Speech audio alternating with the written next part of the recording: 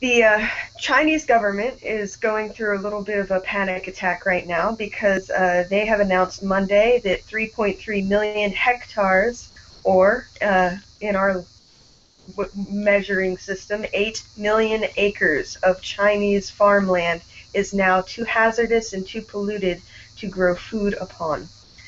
Vice Minister of Land and Resources told news reporters that the land is just too contaminated with pollution to safely grow anything on, and the area that the 8 million acres is roughly the size of Belgium, and and all production of food on that land is to be halted immediately, and they are taking measures to rehabilitate the land so that it may be used for future food cropping. There's no word as to whether or not the food that's already been grown there and is being sold in marketplaces right now is going to be recalled for safety purposes or not. There's no word on that, but the pollution is considered in all areas of this 8 million acre area to be either moderate to severe. And the country is in a food crisis, of course, right now because they have so many mouths they need to feed. The country needs at least 120 million hectares of land to meet the country's food needs in order to grow enough food for them to live off of. While the country started in 2013 with 135 hectares, they are now down to only exactly 120. So they have just enough to get by, and currently tens of billions of dollars worth of, in their currency, tens of billions of their currency is being reserved this year now by the government for rehabilitating this polluted land so that they can get more food area to grow on.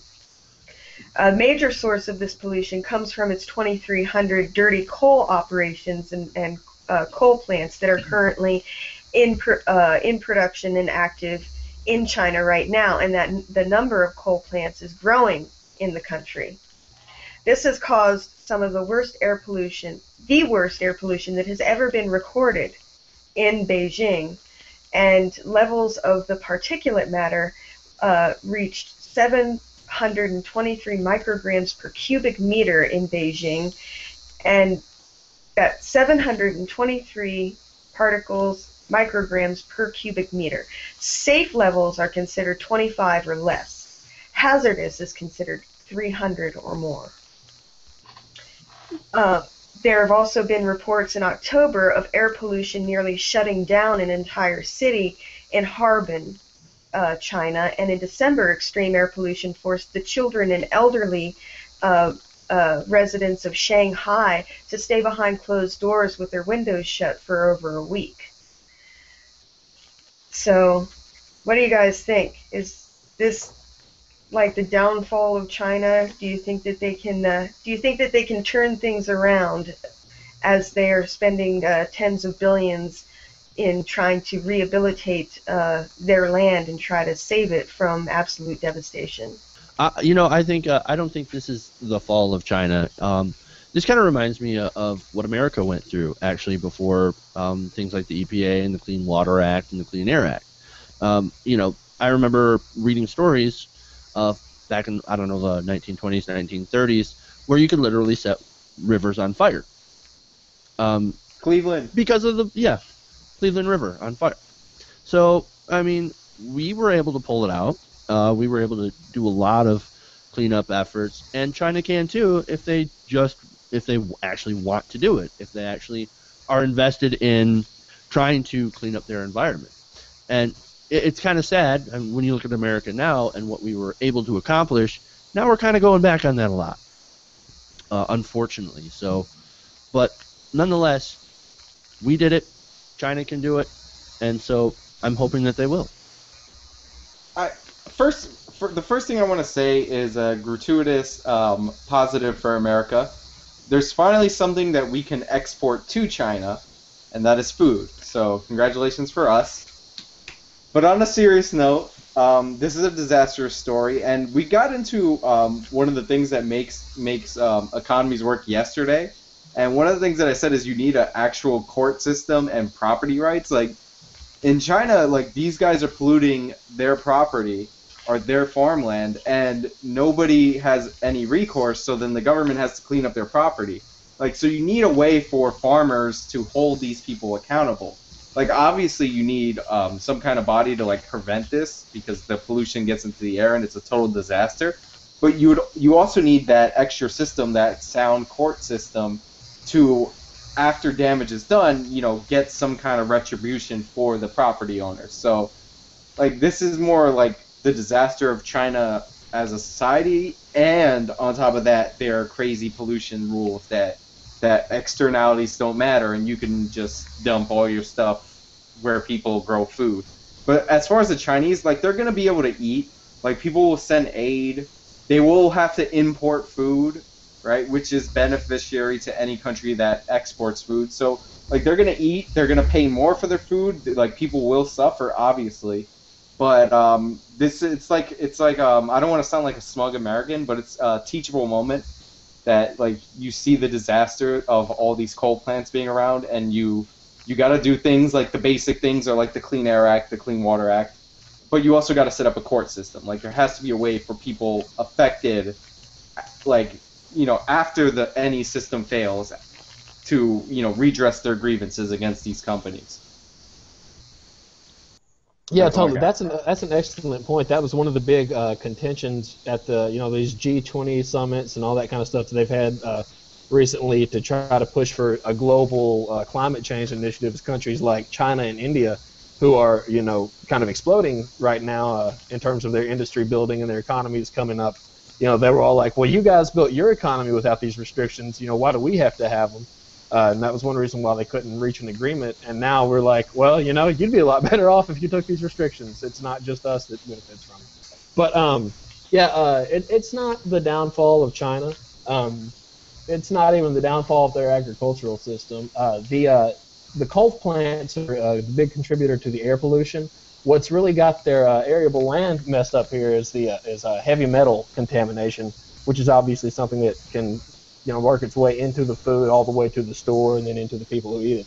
And so that's why you have to stop growing there. And this is, keep in mind, this 8 million acres, this is the number that the Chinese government has admitted and is actually taking action for. According to the Associated Press story that came out on the 30th, some scientists in China are saying the number is actually as high as 60 million acres. So we may be looking at a tip of the iceberg kind of situation here. But I would not be surprised at all if they were holding back information. That wouldn't surprise me. Right. They've done this before. Wait. Are you guys saying that governments lie? And that would mean that they actually fall far below their necessary the necessary amount of land they actually need to feed their people. Right, which is where I want to get into my rant. One of the things that, as a liberal, I am driven absolutely insane by, and it makes sense because liberals tend to be in more urban areas so they're more detached from agricultural life. Whereas I, grew up in a farm town. My brother's a farmer. I worked in rice fields as a kid. My dad is an operations manager at a seed company. So our whole family, our well-being all growing up was tied to agriculture. So, that was what I grew up in. But we always, all of our liberal outlets just rail against farm subsidies, and there certainly are issues that we have with our agricultural system. I'm not trying to deny that, but most of the most interaction that a lot of liberals have with the ag system in America is what they saw in Food Inc. or some other 45-minute documentary. And to your point, Sean, about us finally having something to export to China, America has always been and still is one of the largest food exporters in the world. And a matter of fact, it's one of the things that keeps us, what little goodwill we have in the world, a lot of it comes from our position as an agricultural power, because a lot of these countries depend on us to help subsidize their population and to feed it. And so while, we certainly should push for reform, this is a perfect example of why, for us to just be so gung-ho anti-agriculture, which is not what we mean to do, it's just a matter of being divorced from that culture and not, even realizing we're doing it. this is the ramifications that we have. If we outsource our food growth, if we destroy our ag industry, then it's going to get grown in countries like this that don't have near as shoddy and as weak as the EPA is right now, and is bought off by Koch Industries and things like that. As many problems as we have, yeah. Our ag business is a lot better than it is a lot of places in the world, and this story I think really kind of shines a light on that. And I don't see that angle really being pursued in a lot of liberal outlets. Going back to the pollution, but don't worry, guys. Chinese state TV says that pollution brings people together. Unifies. Yes. It unifies China. And the numbers are insane too. I mean, I had to really emphasize the fact that 723 micrograms per cubic meter is over twice the hazardous level of 300 parts per cubic meter. So yeah, that number is absolutely insane. Like that's crazy. You walk outside and it looks like a freaking soup. Right. Well, that was a big deal during the 08 Olympics, right? They were like, how are these athletes going to compete in China's atmosphere because it's so bad? And they need to do something about it. I mean, they really need to do something about it, not just for the short term, but I think for the long term. Right. They need to buckle under for sure, and they need to really push. I know that they've done a lot of good things. They're actually ahead of the United States insofar as their progress in leaning more towards clean, renewable energy sources such as solar power. But they still have a long way to go. Are they actually implementing that, or are they just producing that to export? You know what? I'm not sure. I thought that they were implementing it. I thought I heard that Beijing was actually implementing a lot of solar power after the pollution scare that they've been experiencing. Well, I certainly hope they are. Like, God knows they need it. But I know that was a big issue of why the solar industry here is having such a hard time taking off, is because it's all that's being produced in China now, and they've just driven the cost down so much that we can't really compete. Well, they've heavily subsidized the industry, as well, to push those costs down. Sure.